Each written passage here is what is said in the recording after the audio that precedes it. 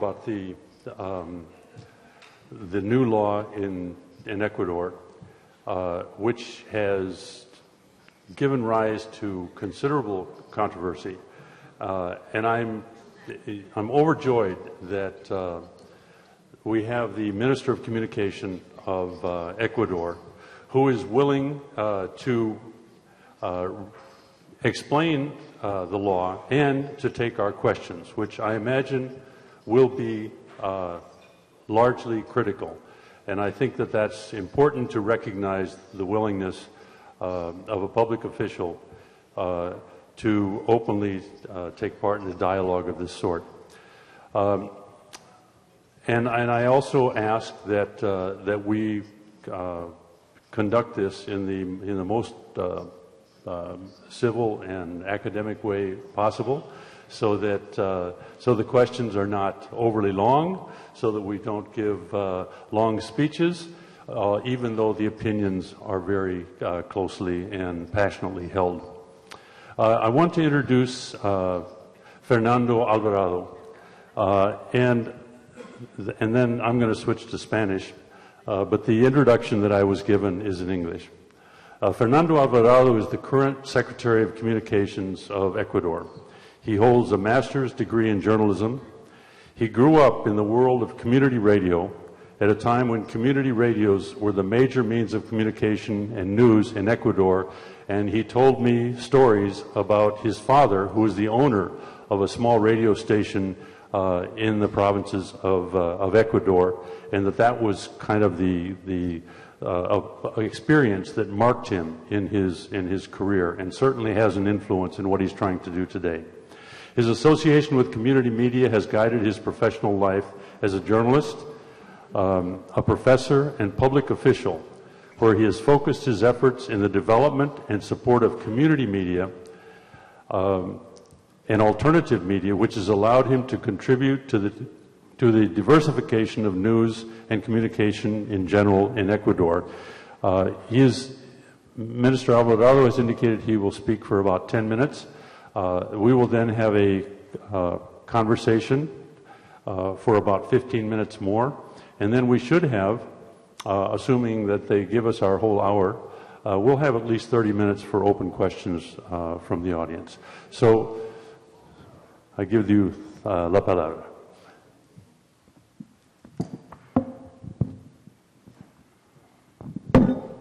Bueno, muchísimas gracias por la invitación, por la oportunidad. Realmente es un gusto estar aquí. Quería decirles que inmediatamente es la primera invitación que recibimos de parte de la universidad y la hemos aceptado muy gustosos, y aceptaremos las veces que sean necesarias para debatir estos temas importantes. Para entender un poco el tema de la ley de comunicación, muchos dirán, bueno, ¿por qué una ley de comunicación en Ecuador? ¿Para qué? De paso, la reputación del país, de este gobierno, es muy dura a nivel internacional. No digo a nivel nacional, porque a nivel nacional los ciudadanos pueden comprobar la realidad de un gobierno. Para entender un poco esto, para este auditorio, necesito hacer un poquito de historia. En Ecuador, en el Ecuador del pasado, los propietarios más importantes de medios de comunicación, más grandes, de mayor audiencia e impacto en el país, eran banqueros.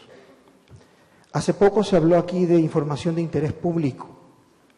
Bueno, los banqueros resulta que estaban quebrando al país, pero como no les interesaba que la gente conozca de estos negocios, de lo que estaba ocurriendo con el país, y tenían el poder para ocultar esa información, la gente no sabía lo que realmente estaba pasando con los negocios de los banqueros.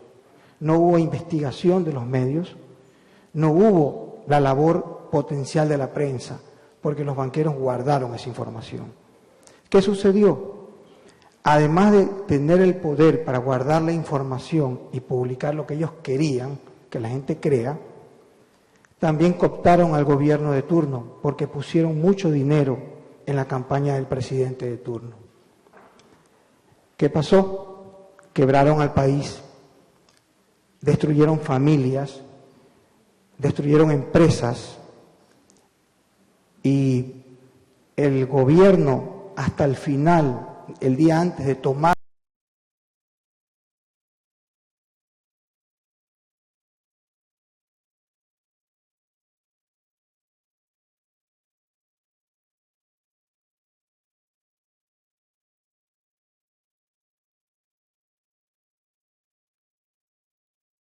los ahorros y los fondos de los ciudadanos, dijo que no se de esos medios. Están en este país disfrutando de la impunidad que de alguna forma le da la protección a este país. Por eso quería hacer un poco esta historia, para que ustedes entiendan cuál ha sido el proceso de Ecuador, cuál ha sido la lucha profunda de este país, de este gobierno, que sufrió lo que sufrimos, que llenó países del mundo de ecuatorianos que salieron de sus casas y dejaron sus viviendas, porque no tenían otra cosa que hacer que buscar trabajo en algún lado para poder salir adelante.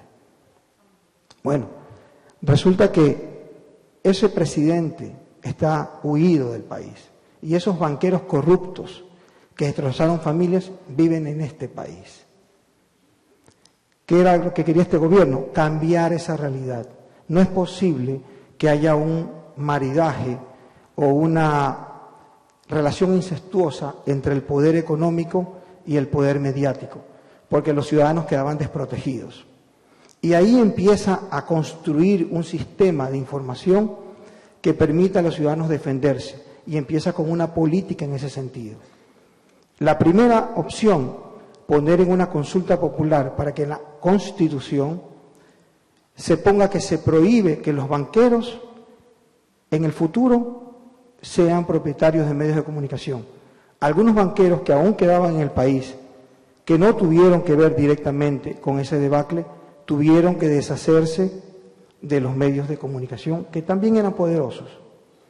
Primera prevención. Segunda prevención era que en la Constitución se ponga que nunca más se podrían incautar los fondos del público, y también que los banqueros asociados entre ellos generen un fondo común para que alguno de sus asociados, cuando quiebre, el resto pueda responder por ese problema.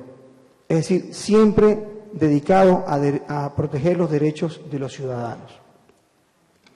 Los cambios sociales, las historias penosas, los desarrollos de los pueblos, cuando surgen estas cosas se convierten en leyes, en la Constitución, se convierten en propuestas para defenderse de estas terribles tragedias.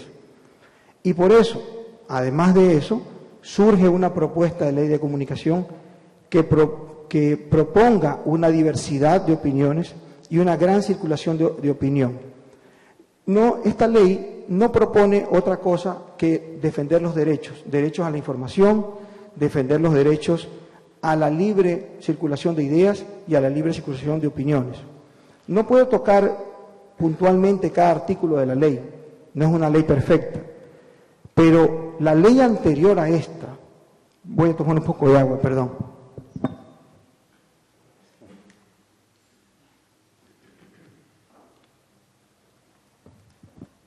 La ley anterior a esta, la que nadie nunca criticó, ni localmente, ni internacionalmente, fue una ley escrita por la dictadura militar, antes de que el país vuelva a la democracia.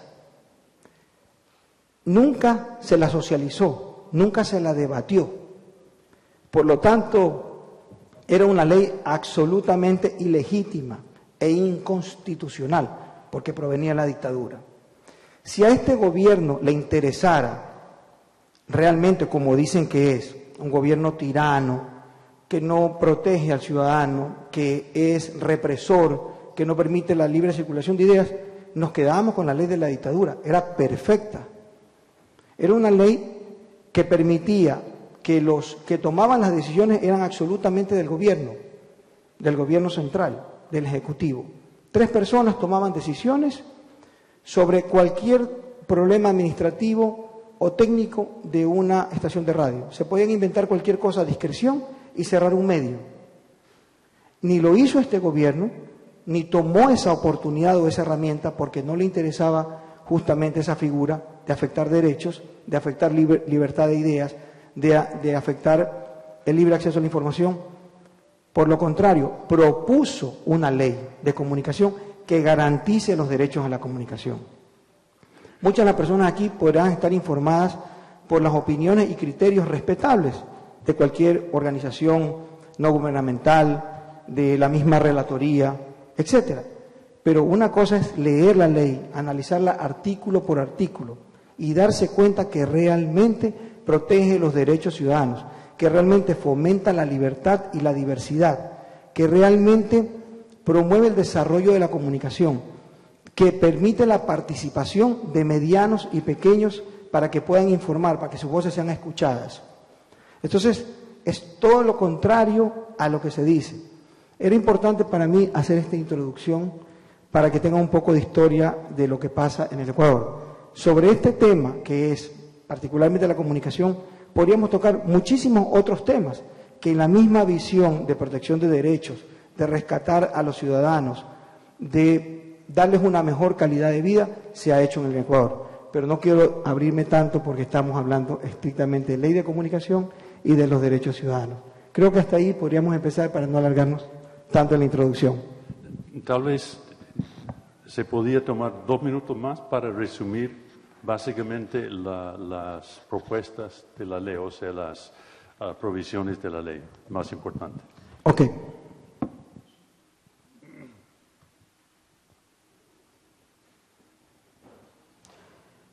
Les voy a resumir en pocos lo que a nosotros, por lo menos, nos parece más importante de la ley de comunicación.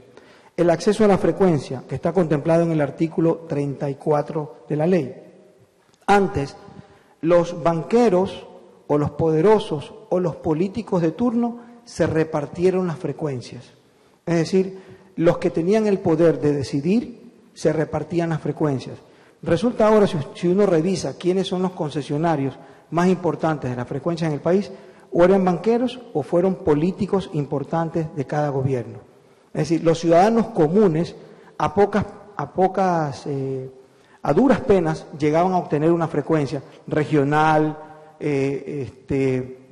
algo nacional. Pero los que mantenían el poder eran justamente los políticos de turno y los banqueros. Hoy en día la ley protege eso y dice el 33% para los medios privados, el 33% para los medios públicos y el 34% para los medios comunitarios. Reparte el espectro radioeléctrico. El artículo 97, en su acápite 103, fomenta el desarrollo de la producción nacional. Ecuador ha sido relegado de la participación de la producción nacional. Siempre hemos recibido producciones de afuera, muy buenas, de Colombia, de Brasil, de Venezuela, de Argentina, pero la producción nacional de Ecuador no se ha fortalecido. Este gobierno le ha dado un impulso muy fuerte para que se desarrolle el cine nacional, la producción nacional, etcétera, y la ley protege taxativamente, protege y fomenta la producción nacional. El artículo 35 habla del acceso universal a las tecnologías de información, es decir, promueve los derechos para que todos los que necesiten o deseen tengan acceso universal a la tecnología de información. El artículo 38 promueve el derecho a organizarse libremente a observatorios u otras formas organizativas. El artículo 18 prohíbe la censura previa, todo tipo de censura previa. En Ecuador se hizo un estudio por CIESPAL, justamente que usted conoce, y se determinó que la censura previa venía principalmente de los propietarios de los medios de comunicación y por los anunciantes de esos medios de comunicación, finalmente por el gobierno. Eso es un estudio de una universidad, no lo decimos nosotros. Entonces, este artículo, en base a esas experiencias, protege que ningún propietario de un medio de comunicación, ningún anunciante y ningún funcionario importante de un gobierno pueda ejercer censura previa a lo que quiera publicar o tenga derecho a publicar un periodista. Y bueno, algo que nos parece importantísimo, la protección de los derechos laborales y las remuneraciones de acuerdo a las tablas salariales fijadas, el artículo 44. Ustedes deben conocer que uno de los medios que más ha generado explotación laboral en el país, que es impresionante, que ha tenido que actuar el Ministerio de Relaciones Laborales para proteger los derechos de los ciudadanos, pertenece nada más y nada menos que al presidente de la SIP, de la Sociedad Interamericana de Prensa, lo cual contradice cualquier convención de derechos y para la libertad de expresión. Además que es una vergüenza que el presidente de la SIP, que representa a los propietarios de medios de comunicación, sea quien ha explotado laboralmente a sus trabajadores. ¿Cómo un periodista puede desarrollar su trabajo si tiene una persona que está explotándolo y no le da las herramientas necesarias, ni las garantías, ni los seguros necesarios? El artículo 44 protege a los periodistas de personas como el presidente de la CIP. Es lo que yo resumiría como fundamentales y más importantes en cuanto a los temas de la ley de comunicación.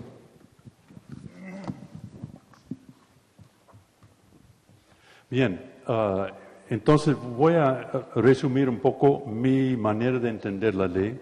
Pasé bastante tiempo haciendo la lectura, artículo por artículo, y me parece sumamente interesante y novedoso los conceptos que están en esa ley. Y quiero sugerir que existen, y usted me corrige si estoy equivocado, una nueva paradigma en la manera de ver el papel de la prensa, de los medios, dentro de la democracia. No es un concepto mío, esa sugerencia, sino acabo de estar en Ecuador durante un tiempo y algunas personas que defendían mucho la ley, lo defendían en esos términos, de que hay una nueva paradigma. Entonces, hablamos un poco de las paradigmas, aunque no me gusta mucho la palabra paradigma porque me suena muy académica, aunque estamos aquí en Colombia. Bueno, el primero es representado por Estados Unidos, Inglaterra. Es el paradigma liberal tradicional de los medios. Está representado también en los documentos fundamentales del Sistema Interamericano de Derechos Humanos, de que habló Catalina Botero hace poco, en la Declaración de Principios y en algunas decisiones importantísimas de la Corte Interamericana de Derechos Humanos. El segundo paradigma que creo se encuentra en la ley de comunicación se podía llamar, y eso es la palabra que se usó en Ecuador, postliberal. En cuanto al primer concepto tradicional, el concepto liberal de la democracia hace falta a la democracia hace falta una prensa independiente para que fiscalice a los gobiernos contra los posibles abusos de poder, especialmente por parte de los gobiernos. Los medios ejercen vigilancia en nombre del pueblo, en nombre de los ciudadanos, y el gobierno está prohibido controlar a los contenidos de los medios. Eso, más o menos resumido, es el concepto liberal del papel de la prensa. El paradigma B, el paradigma que yo encuentro en la nueva ley de comunicación, me parece que es al revés. En la ley, lo que yo leo es que el gobierno es el gobierno que hace vigilancia sobre los posibles abusos de los medios independientes. La ley crea un sinnúmero de regulaciones que afectan a los medios tradicionales. El título 4, por ejemplo, se llama Regulación de Contenidos. Para implementar la ley se crea una superintendencia de la información y comunicación. Y cito textualmente, la superintendencia, textualmente, es el organismo técnico de vigilancia, auditoría, intervención y control. Volviendo al modelo tradicional, la debilidad del paradigma liberal, y eso ha sido tema de la mañana, es que dice poco sobre la calidad del periodismo. Se protege el periodismo malo y se protege el periodismo bueno. Y también el paradigma liberal hace muy poco para asegurar la diversidad de voces y de medios. En cuanto a la nueva paradigma, en cambio, la ley de Ecuador hace énfasis en la democratización de la comunicación. El Consejo de Regulación, como usted mencionó, hace cargo de la redistribución de espectro radioeléctrico y de televisión. Crea medios públicos y de comunidad, y esa parte es muy popular en Ecuador. Yo creo que fácil tiene una mayoría de apoyo. También prohíbe los monopolios en los medios, cosa que no sé cuán popular es, porque, bueno, es otro tema que quería mencionar. Entonces, quiero preguntar, para empezar, sobre las dos áreas, democratización de los medios y el otro, que es regulación de contenidos en los medios. Y con el ejemplo de censura previa, que usted mencionó y también fue mencionado en el discurso de Catalina Botero. En el concepto liberal, la censura previa pone límites a los gobiernos. En esta ley de Ecuador se aplica el concepto de censura previa para imponer obligaciones a los medios. Y otra vez cito textualmente de la ley. Los medios de comunicación tienen el deber de cubrir y difundir los hechos de interés público.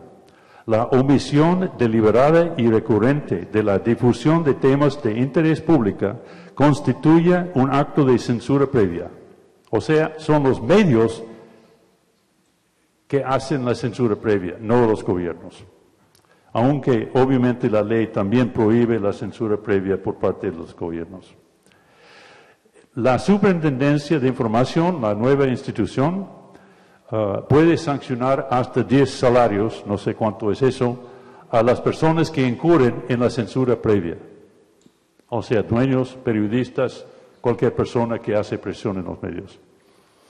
Mi pregunta es si es compatible el sistema de regulación contenido en la ley de Ecuador con la democracia y específicamente con los documentos fundamentales del sistema interamericano.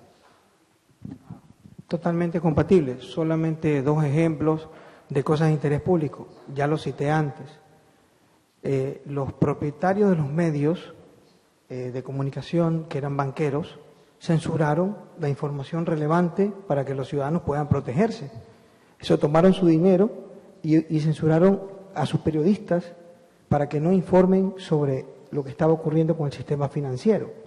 Entonces, a eso nos referimos con información de interés público, porque el público toma decisiones de acuerdo a la información que recibe en sus vidas.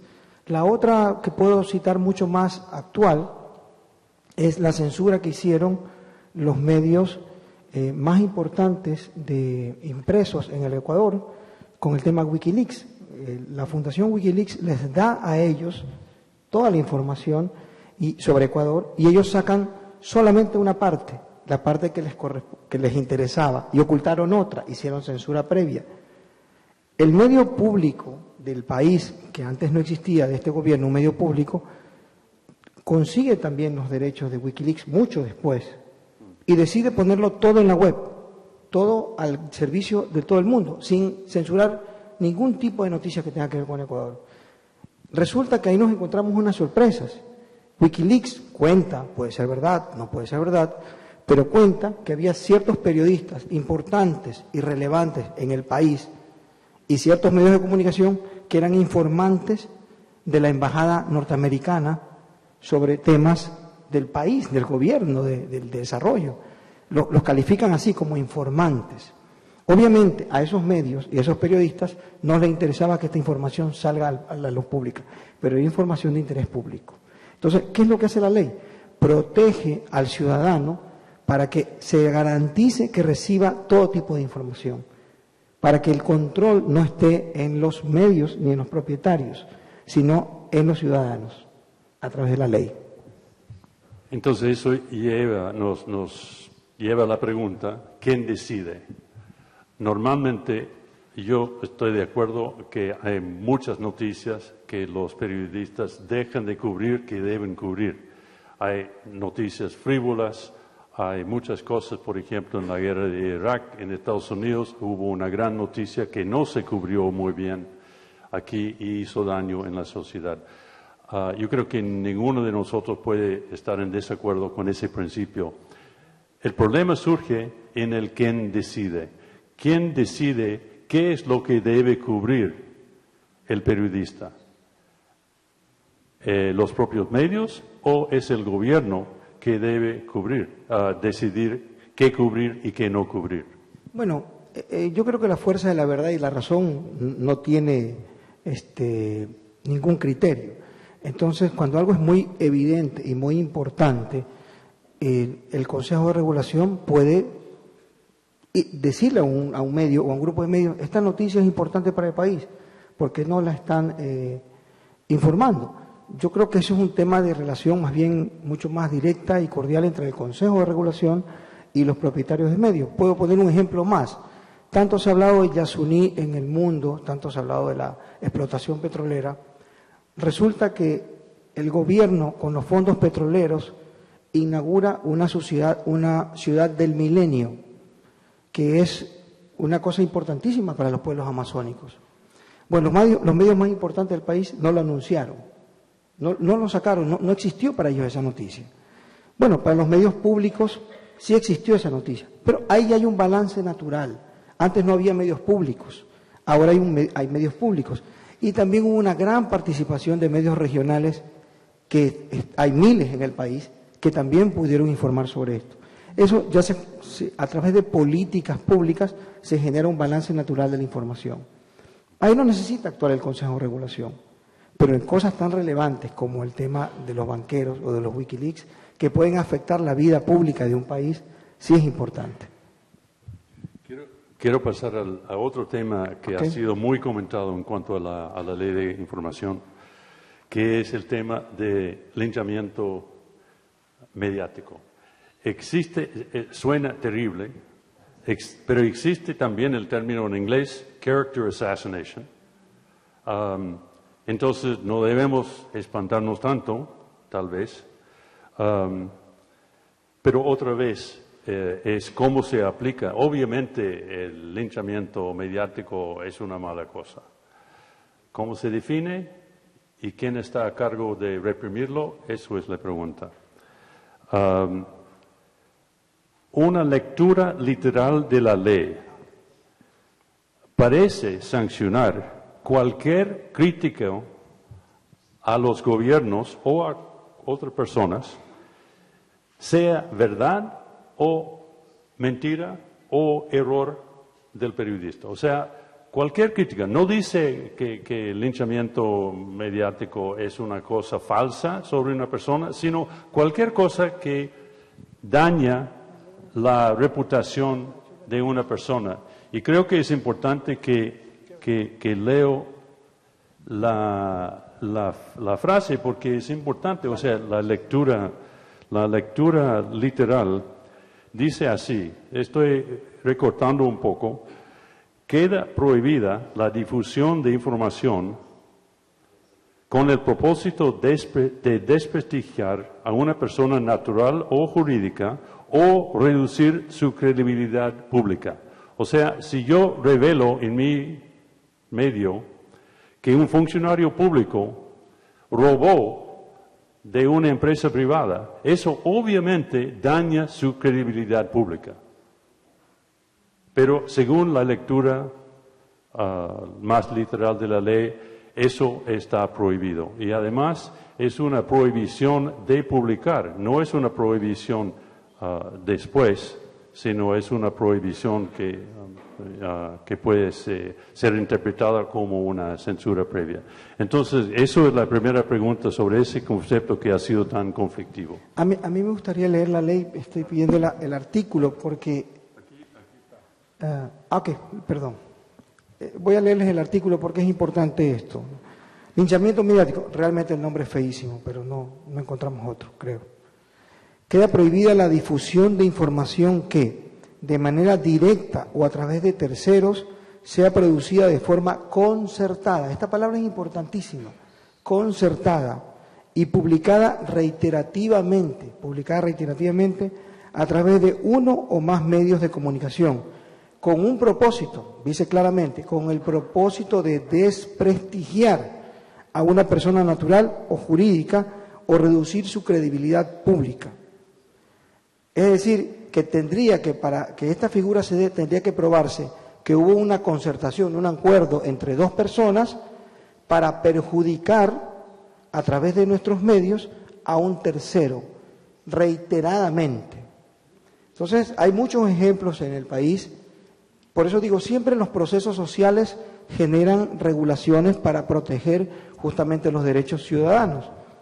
Hay algunos casos en el país de linchamiento mediático de manera concertada y comprobada que han ejercido contra ciudadanos comunes, contra empresas y contra funcionarios de gobierno. Y no de este gobierno, hablamos de gobiernos en el pasado. Hay muchos casos que aún se denuncian de gente que han sido linchada mediáticamente por intereses de los propietarios de los medios o de algún otro que utilizó a estos medios para hacerlo.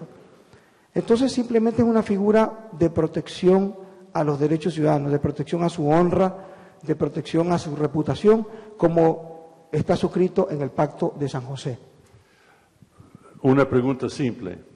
¿Es una protección la verdad? O sea, porque la ley no dice que la noticia que constituye linchamiento mediático debe ser falso, sino es posible que una verdad, si yo revelo que un funcionario público roba, que obviamente mi intención es dañar su credibilidad, no es que lo quiero dañar, pero es obvio que esa noticia, y yo soy muy consciente de eso, va a desprestigiar a la persona. No. Si es verdad, ¿es linchamiento mediático? Para el gobierno, para el Ecuador, para el país, el sur es la verdad. O sea, nuestro sur es la verdad. Nosotros siempre defenderemos la verdad. Y si un medio de comunicación publica la verdad, no hay razón que valga. O sea, la verdad es la verdad y está allí y está expuesta y hay que defenderla. Pero no dice así la ley. Dice que cualquier cosa que daña la credibilidad de una persona puede ser sancionado si es reiterado. Pero dañar la credibilidad, dice concertada para hacer daño, pero si usted está informando la verdad y eso tiene una consecuencia de dañar la credibilidad de una persona, bienvenida sea la verdad. Y bienvenida sea el daño a la credibilidad, porque esa persona le está mintiendo al país, le está mintiendo a sus conciudadanos, le está mintiendo a su empresa. Entonces está muy bien que se publique la verdad. Yo mismo he sido hay un medio en el país importante que intentó dañar la credibilidad de mi familia a través de mi hijo y publicó una cosa que no era de interés público, 6 páginas durante varios días. Y el resto de medios de comunicación me llamaban a preguntarme sobre eso que había publicado este medio importante de comunicación. Y yo simplemente le dije, si usted me contesta 4 preguntas, yo le doy la entrevista. La primera pregunta, en lo que ha publicado este medio, que hace aparentar que hay algo malo, que lo escribe de tal forma y lo titula de tal forma que yo soy un corrupto, hace pensar eso, pero en lo que publica este medio hay algo ilegal, ilegítimo, inmoral o por lo menos antiético. Léalo bien y dígame si es así, yo le doy la entrevista. Si yo tengo que responder por eso, lo hacemos. Al final del día, los periodistas de otros medios de comunicación no concertaron este linchamiento que se intentó hacer y me decían, la verdad es que no encuentro nada ilegal, ilegítimo, antiético o inmoral. Pero lo pusieron en 6 páginas con titulares y todo para intentar dañar mi reputación. No lo lograron porque al final del día la verdad era que no había nada ilegal, ilegítimo, antiético e inmoral. La verdad pudo más que el intento de hacer daño. Entonces, ¿se puede decir, on the record, que en Ecuador escribir algo que sea verdad por ningún motivo puede ser objeto de sanción por linchamiento. En absoluto. Ok, en gracias. absoluto. Bueno, le pongo otro ejemplo más difícil, Ok. para mí más difícil, porque a veces los periodistas hacen errores. O sea, es parte del oficio de muy buena voluntad que tengamos. Los errores ocurren por falta de tiempo y no por intención de hacer daño o de mentir o de distorsionar. En el caso de las sanciones, si sale una noticia que sí contiene un error y ese error desprestigia a una persona, pero el periodista escribió esa noticia de buena voluntad utilizando las buenas prácticas periodísticas, o sea, hubo falta de intención y falta de negligencia. En ese caso, ¿se sanciona? No, para nada. Por eso siempre hay una instancia.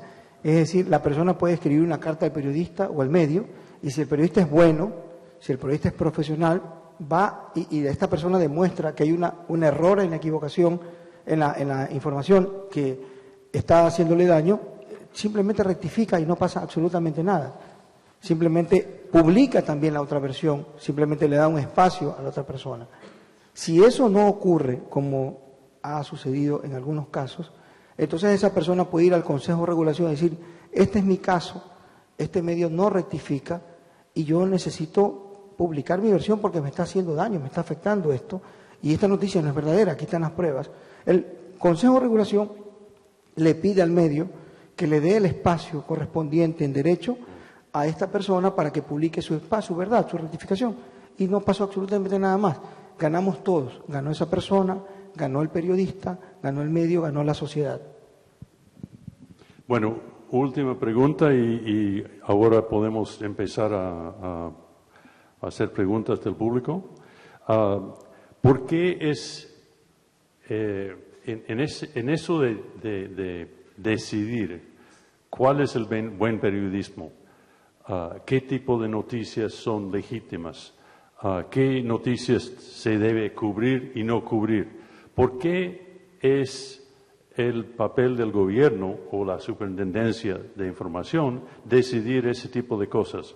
¿Por qué no se hace lo que se ha hecho en muchos países, tener un sistema de autorregulación independiente del gobierno, y yo diría también independiente de los medios, pero que mantiene la separación de los gobiernos de la regulación de contenidos?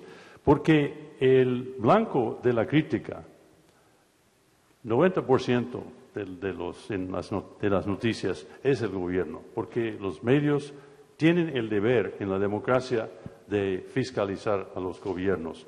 Entonces, ¿por qué es lógico que el mismo gobierno que sea lo más criticado tiene el derecho de establecer las reglas de qué es lo que se puede decir y no decir? Bueno, no es el gobierno, no, es el Consejo. El Consejo de Regulación está conformado por instancias ciudadanas al final del día. Tiene la representación del presidente de la República, el que preside el Consejo, pero obviamente el presidente de la República es presidente porque tiene una representación mayoritaria de la ciudadanía.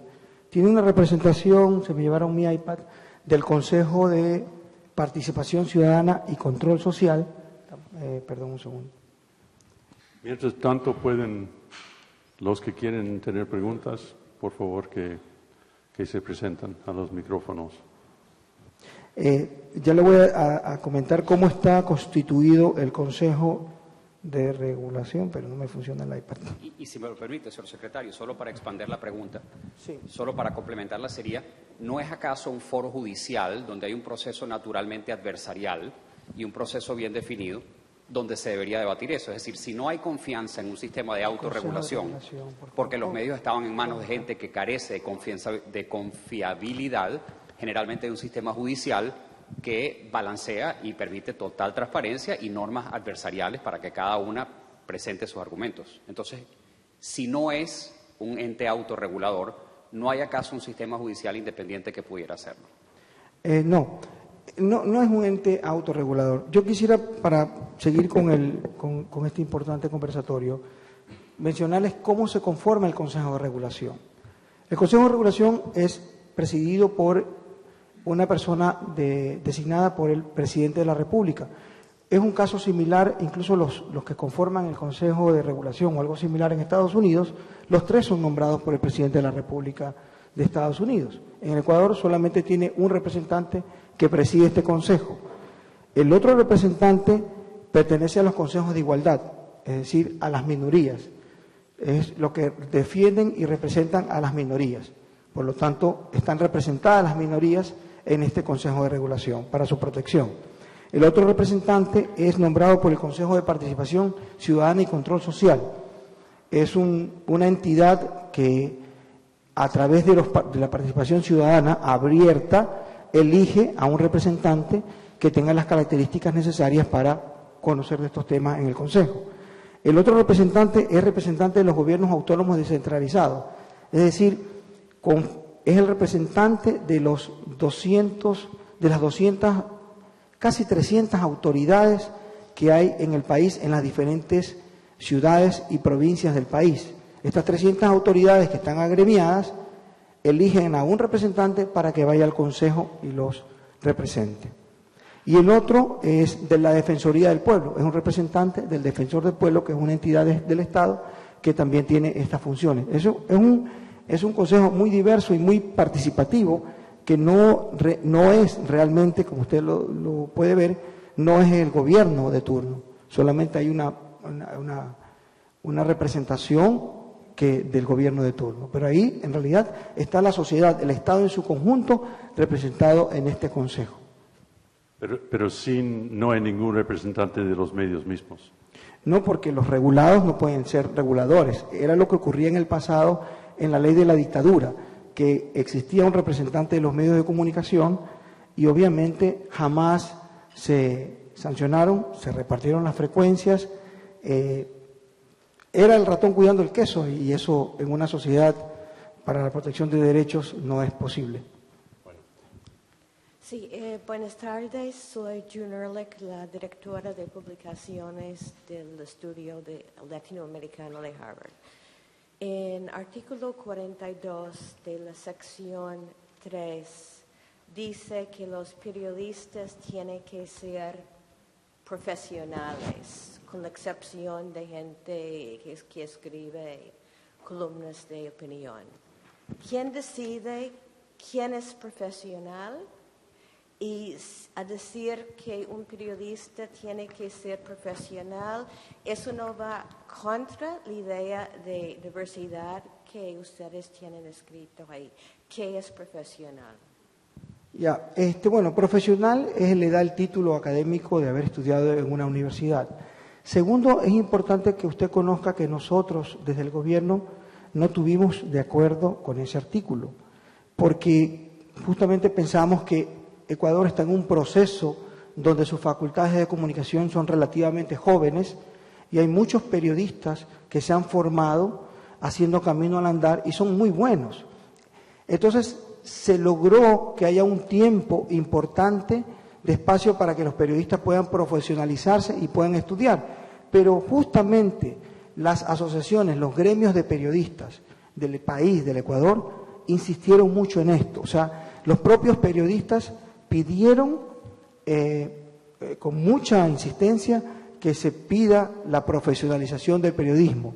Entonces, en virtud de la participación, de la diversidad, de escuchar distintas opiniones, se incluyó esto, pero les pedimos que haya un tiempo para que los periodistas puedan estudiar. Incluso desde las instancias del gobierno, que hay una institución académica que se dedica a dar becas, se está proponiendo ayudar a estos periodistas para que logren alcanzar, con la ayuda del gobierno, la profesionalización. Hay un tiempo para que puedan hacerlo. Bueno, Carlos.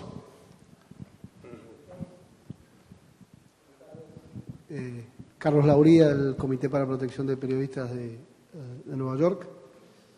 Doctor Alvarado, voy a ser un poco menos diplomática que Catalina Botero, que hablaba de una ley alejada de estándares interamericanos. Me parece que es una ley, por lo que hemos conversado hasta el momento, que está en las antípodas de los estándares americanos, una de las piezas legislativas, según nuestro criterio, de las más regresivas y restrictivas que se han promulgado en los últimos años. Además de estos conceptos que introduce, como el linchamiento mediático y el tema de prohibir, por ejemplo, que los medios de comunicación brinden información reservada, la creación de este Consejo de regulación pero, directamente. Carlos, una pregunta solo Sí. por precisar, porque como es muy amplia su pregunta, exacto. con todo respeto. Perfecto. Sí me gustaría puntualizar hay un porque- tema que tiene que ver con la Carlos, superintendencia. por favor, Sí. solamente No hablan dos. para en beneficio del auditorio y con todo respeto. Sí. Me gustaría que precise lo anterior que dijo, porque está muy difuso sobre un tema que no le entendí muy bien. Entonces, me gustaría. Una cosa es el linchamiento mediático, entiendo su opinión, pero algo más dijo hace un poquito Sí, antes. la información de carácter reservado. Prohíbe claro. a los medios de comunicación Ahí me gustaría la que difusión de precise información de el carácter artículo, reservado. para leerlo, porque podría estar mal interpretado. No recuerdo exactamente el artículo. Sería bueno tenerlo, Carlos, porque sí hay que trabajar aquí sobre precisiones. Te un lo voy tema a dar tan enseguida. fundamental. Te lo voy a dar enseguida. Gracias. Mi pregunta tiene que ver con el tema de la Superintendencia de Comunicación e Información, el nuevo ente regulador, ¿verdad? Acaba de ser designado al frente del ente regulador Carlos Ochoa, que es una persona que en los últimos tiempos, en los últimos años, desde los medios progubernamentales o estatales, se ha dedicado a agraviar, a denostar y a criticar duramente a todo aquel que ha expresado un punto de vista opuesto al gobierno desde los medios de comunicación. La pregunta concreta es: ¿qué garantías de imparcialidad y objetividad puede tener un organismo regulador a cargo de una persona que ha manifestado, que ha evidenciado una enemistad manifiesta con todo aquel que expone un punto de vista distinto al del gobierno? Gracias. Bueno, le respondo lo de Carlos Ochoa. Tendría que. Usted está juzgando a Carlos Ochoa. Es básicamente. Él es una persona como cualquiera de los que estamos aquí. Tiene derecho a elegir y a ser elegido.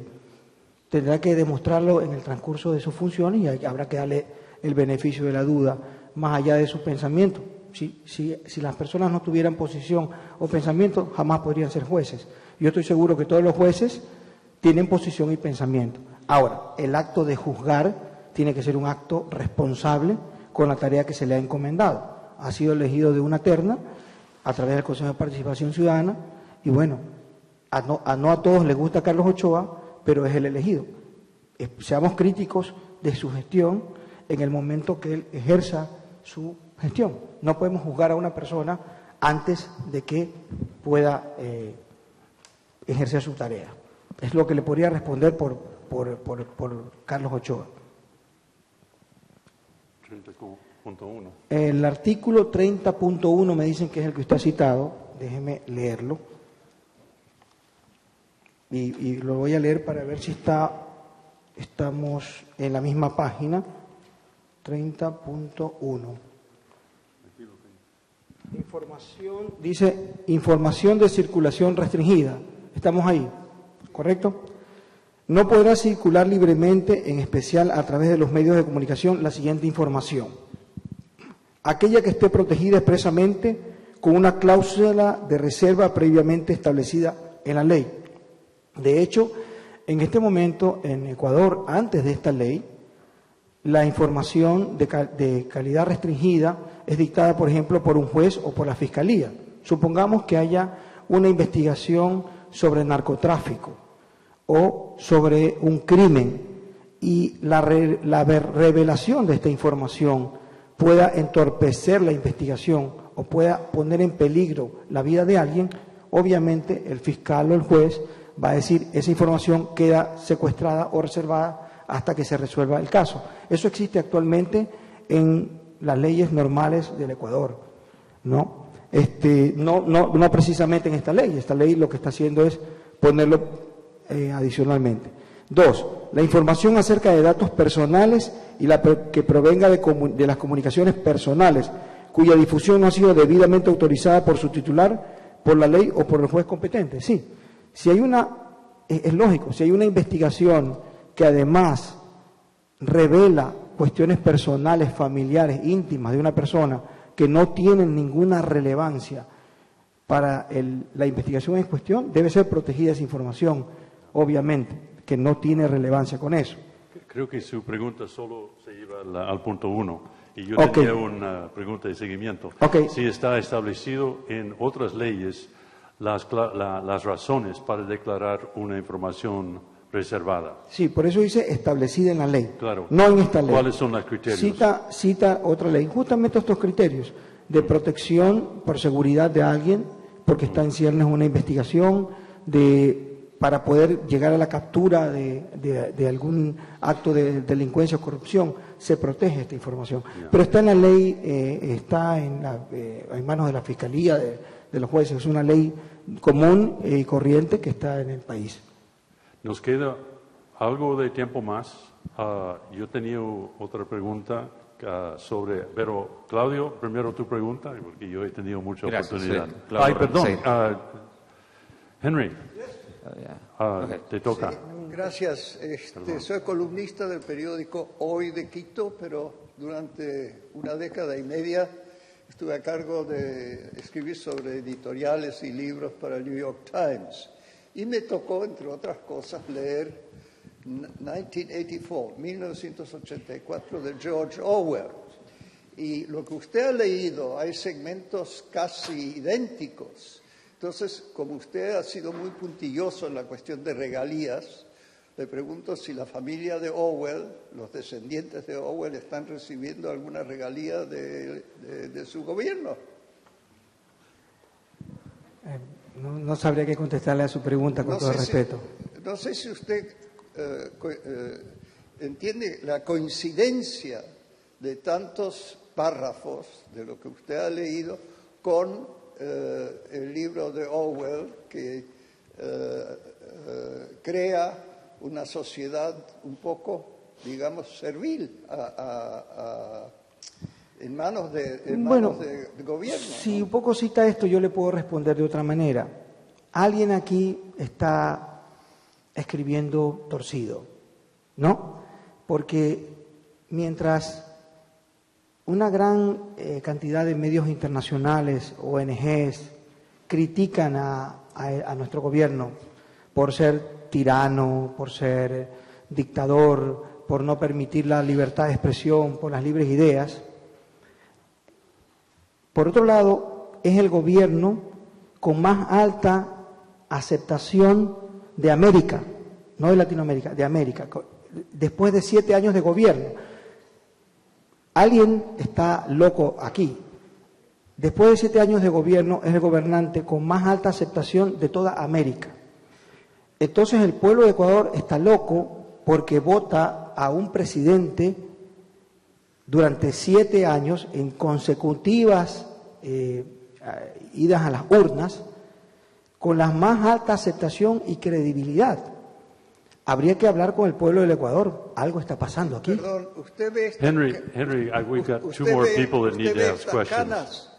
Yo nací en Alemania y también el pueblo alemán votó mayoritariamente a un gobierno que terminó siendo un gobierno asesino. Así que también la mayoría a veces puede equivocarse, ¿no? Okay. Totalmente. Let me pass it on to the Incluso next usted, mi querido amigo. question. Yeah. Claudio. Quiero hacer una pregunta de seguimiento, secretario, a lo que dijo John Dinges al comienzo, sobre el artículo 18, donde dice, bueno, yo tengo el texto en inglés, así que no sé exactamente las palabras en español como... Lo puedo leer Adelante. si gusta, ¿no? Sí, adelante, si lo puede leer. Yo quería concentrarme en la última oración. Ok, dice el último párrafo, dice, quienes censuren previamente o ejecuten actos conducentes a... Perdón, antes de eso, la última oración del primer párrafo, no veía que seguía acá atrás, donde dice, las comunicaciones, los medios tienen el deber de cubrir y reportar hechos de público interés público. Ah, lo de interés público, sí, lo hablamos. Sí, por eso quería hacer una pregunta Sí. sobre eso. Sí, ya puse algunos ejemplos de cuáles son los... Correcto. No, mi pregunta es, Ok. aún con los ejemplos que usted puso, digamos, tengo la impresión de que, digamos, el artículo, el texto está invirtiendo la carga de la prueba, digamos, de lo que es tradicionalmente entendido en el paradigma liberal de los medios, inclusive en algunos casos que han pasado por la Corte de Derechos Humanos, la Relatoría, etcétera, en el pasado, sobre la función, o sea, lo que se llama, por ejemplo, la real malicia, si algo los medios o el periodista no informado debería probarse que no lo ha hecho por una verdadera intención. O sea, en este caso me parecería que la forma en que está redactado este artículo, la implicancia que esto tiene para el editor o el director de un medio, para un periodista que escribe algo.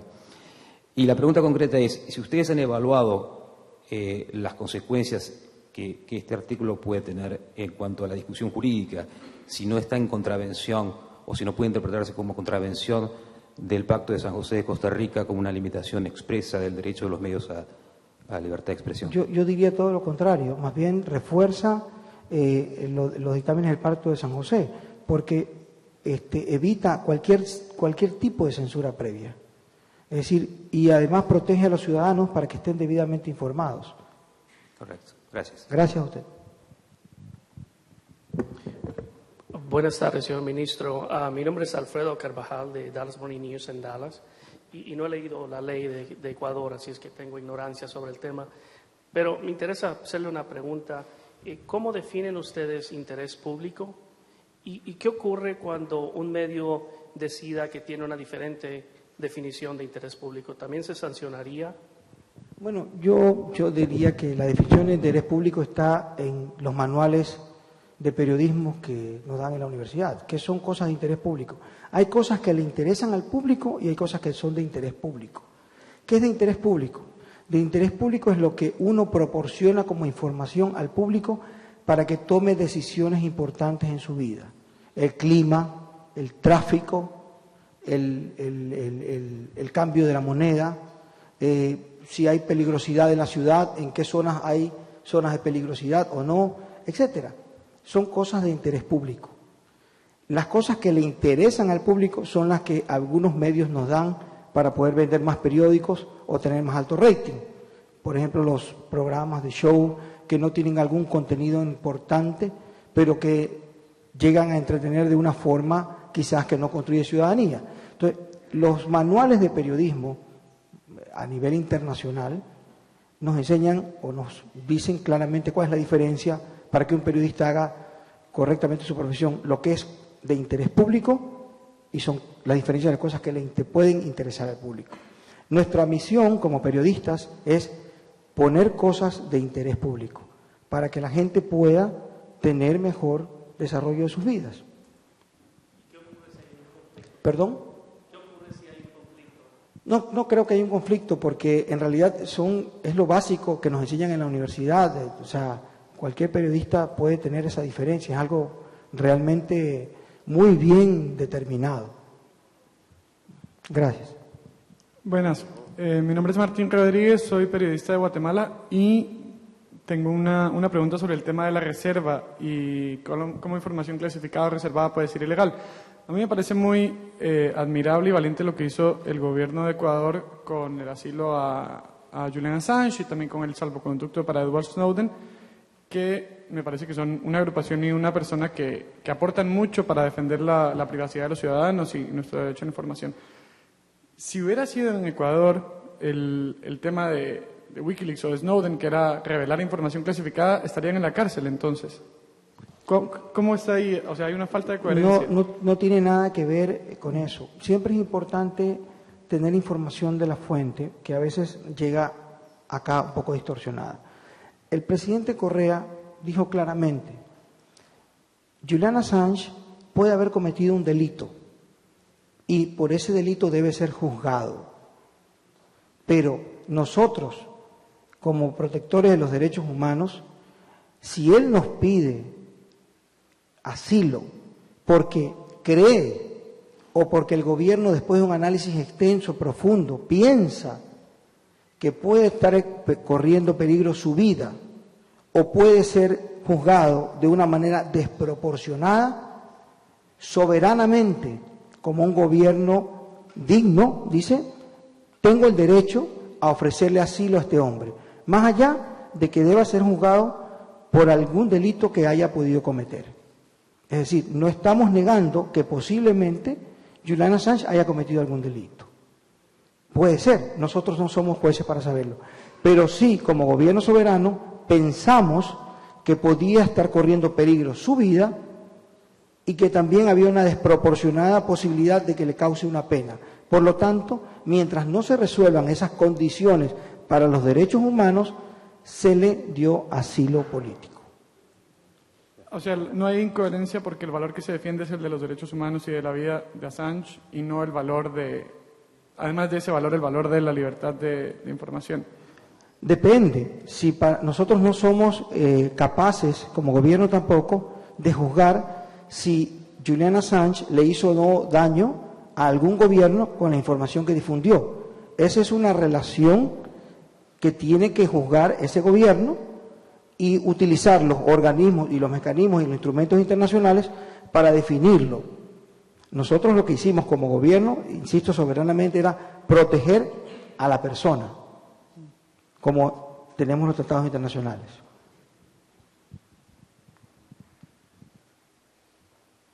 Soy Tony Cavan de CBS News y yo sé que ha tratado el tema un par de veces, pero quiero que me clarifique algo. El interés público siempre son los mismos intereses que los intereses del gobierno. Eso es lo que no tengo claro. Y cuando el interés público, en el caso de que no sea igual que el interés del gobierno, ¿cómo resuelve el problema? Porque el gobierno no necesariamente lo va a interpretar así. Mire, aquí hay mucho mito sobre el tema que le interesa al gobierno. Yo no sé si ustedes conocen en este auditorio que en 3 años no somos más gobierno.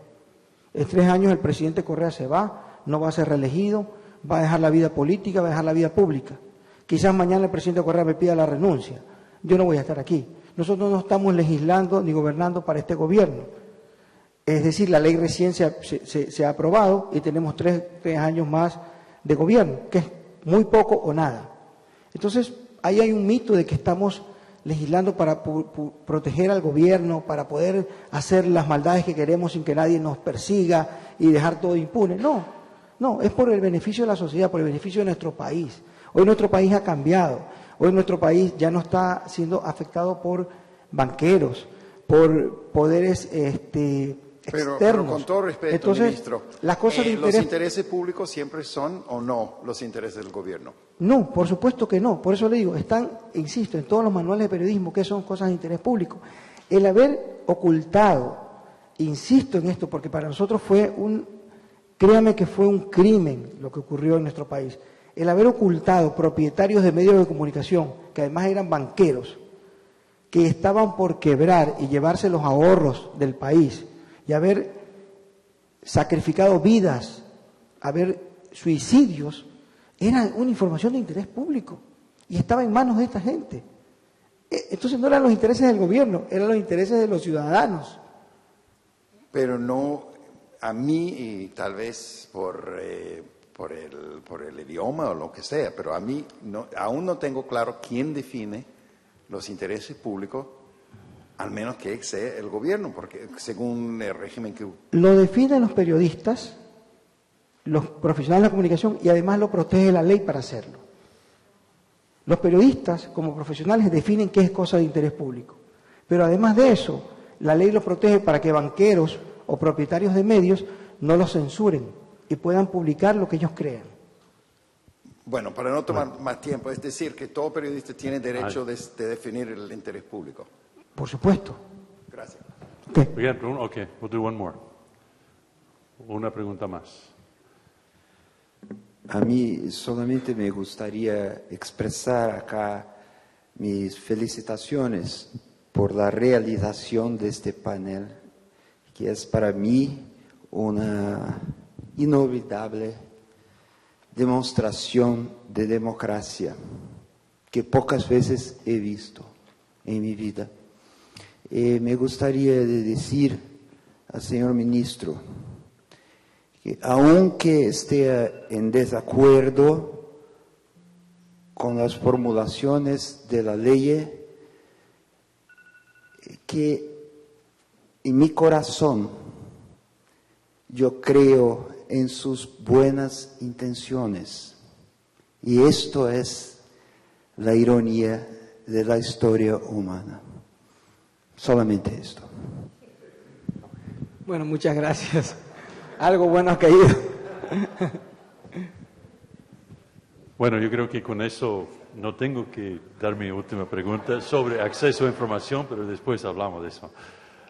Bueno, muchas gracias por estar aquí frente a un público tan informado, con tan buenos criterios de preguntas, y creo que hemos entendido mucho más lo que es la situación en Ecuador y la postura de la ley y también del gobierno. Muchas gracias. Muchísimas gracias a todos ustedes. Muchas gracias.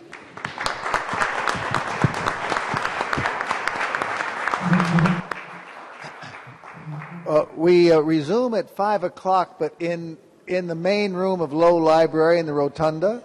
If you have